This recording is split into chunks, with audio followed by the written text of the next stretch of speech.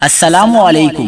اللہ کے عذاب کو دعوت۔ کراچی میں دل دہلانے والا واقعہ، مسجد کے اندر فجر کی اذان دیتے ہوئے مسجد کے امام کو گولیاں مار دی گئی۔ کیا آپ حالات حاضرہ سے آگاہی حاصل کرنا چاہتے ہیں؟ خبر کے پیچھے چھپے اصل حقائق جاننا چاہتے ہیں تو ابھی سبسکرائب کیجئے جلمل پاکستان کو اور ساتھ ہی گھنٹی کے نشان پر کلک کر دیں۔ آپ کو بتاتے چلیں کہ نیو کراچی ایوب گوٹ میں فائرنگ سے جامع مسجد محمد کے امام شہید ہو گئے۔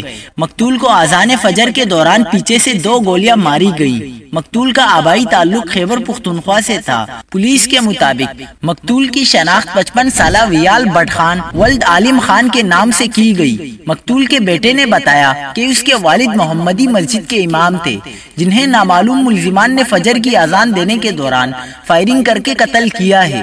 پولیس نے کہا ہے کہ مقتول کے والد اور بیٹے کا بیان لیا ہے۔